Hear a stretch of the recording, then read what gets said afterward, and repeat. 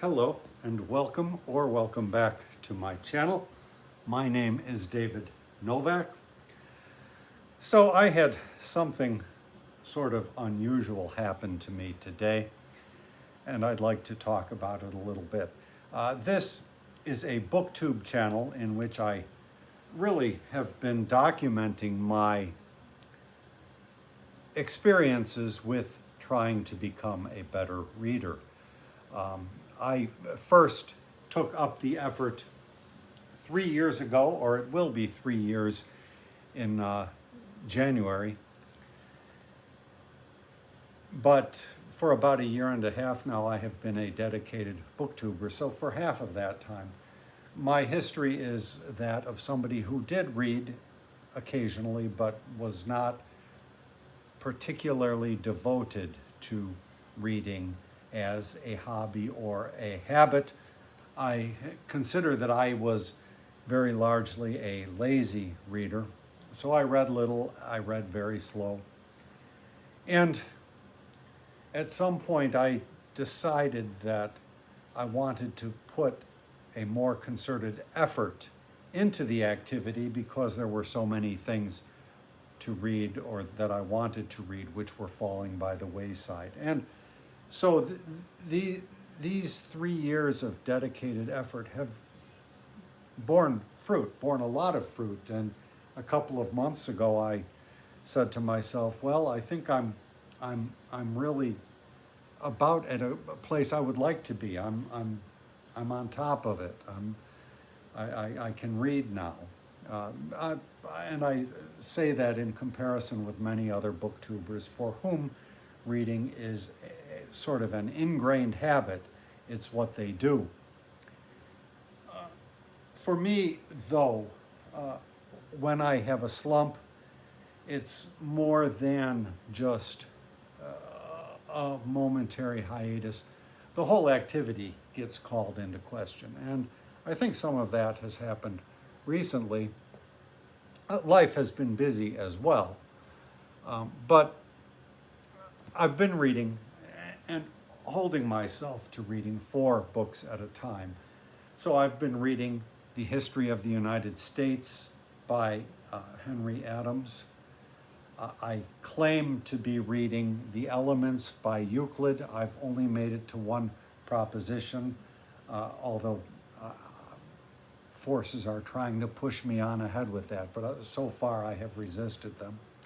And then most recently and most intensively, I have been reading 2 Years Before the Mast by Dana and The Great Church in Captivity by Runciman. I've been on a big Runciman kick. I am really enjoying his writing. And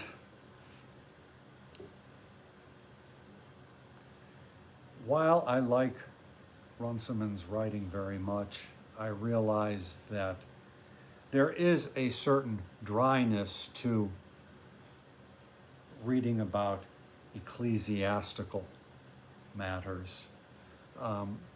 So that in itself was possibly off-putting to a degree.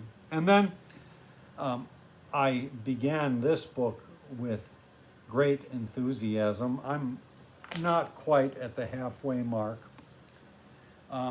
And Dana has spent the last several months on the beach. He's been taken off of the ship and he's been curing hides or preparing hides for future transport to Boston. There was a video that I saw the first 10 minutes of within the last month, probably within the last 2 weeks, an interview with the Guardian writer George Monbiot. I'm not sure how you say it, but he discussed what capitalism is. And if I can find that video, I will put a link to it in the description. But I realized that this book is really a detailed look of one man's experience in the belly of the beast of capitalism. And it's very interesting, but I have traditionally been loath to read memoirs. I'm not particularly interested in reading what people did, what people thought seems of more interest to me. But I've really enjoyed what I read so far until he got off the ship, and then I just started to lose interest. Now he's back on another ship at this point, so the seafaring adventures will continue. And I haven't, I think I was away from this for about 4 days or something, but, and I don't know, I've been making little progress with this, so I'm beyond the halfway point of this, and I want to continue, and I want to keep reading Runciman. But I realized that I made a mistake in selecting both of those. And I do want to finish this book, but I may set it aside briefly because I neglected to include a novel or a work of fiction among the stable of books that I have been looking at. And I think I missed that, truly. So today what happened was I was looking through my library account and saw that must be 2 weeks ago I had checked out a couple of ebooks and they were due to go back today. And so I thought, well, let me take a look at both of those books. The one was a nonfiction book, and it seemed excellent. It seemed very well written, and it is now gone from my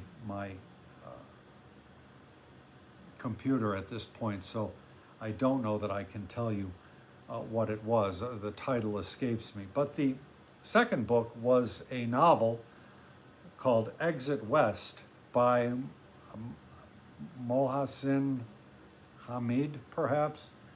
I'm not really sure on the pronunciation. And I started to read it.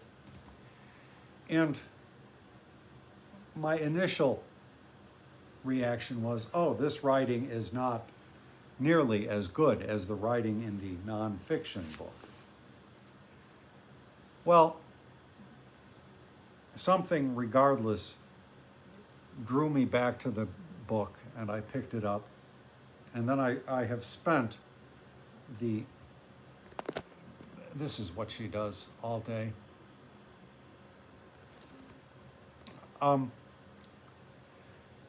And I wound up reading the book in its entirety today. I was trying to finish it before the library reclaimed it, and all of a sudden at 7 o'clock the library took it back, and I had about 10 pages to go. Fortunately, I was able to go back into the library and check it out again. It's not a book that had any sort of a queue. So I was very thankful for that. But it turns out to be the kind of book that is supremely restorative.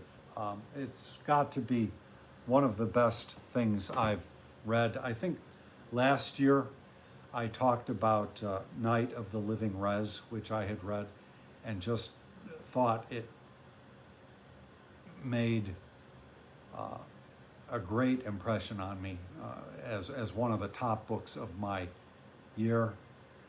There was another one that I liked as well. God's Children Are Little Broken Things, I think it was. But Night of the Living Res has become a touchstone for me that I just keep going back to in my mind constantly. And this book, Exit West, which is a novel, it is not a collection of short stories. It is about at that level to me. It introduced me to a new world, and I don't know how to characterize the book. It's a very human story. The essential focus is the plight of refugees. So at one point we have a couple, and as it happens, they are in London, and people are rioting, and so it touches upon events which are occurring now in a way that I could not have predicted. I don't know when the book was written. I don't think it's brand new, because if it were brand new, there would be a queue at the library. But it was so much more than that. It was a human story of relationships. And as I say, it was very restorative. In a way, one of the first thoughts that popped into my head when I finished it was, well, that was better than Edith Wharton. And I liked Wharton very much. I read, I think, 3 of her novels last year, and I can't remember which one it was, the Age of Innocence or the House of Mirth. I think House of Mirth was the one that I liked best, and I liked it very well. There is one of those two. It ends with this male lead that we are following, going back, I think, to meet with his love interest after a passage of some time. And this story ended in a similar way, and it, I think, was handled better than Wharton. So I like Wharton very much, but I can see the limitations of reading historical writing, so to speak. I mean, Wharton is known for embellishing, that's not the right word, I can't think of the right word, for describing a historical location, a particular time in America. And it's all very interesting. But there is something to be said for reading something that is of the moment. And so I want to just mention this book to you if you're looking for something to read. I won't go into details. I haven't read anything about it. I would like to read a couple of reviews now. I mean, I went in totally blindly. I know nothing of the author and what the style of the book is called, because it's not exactly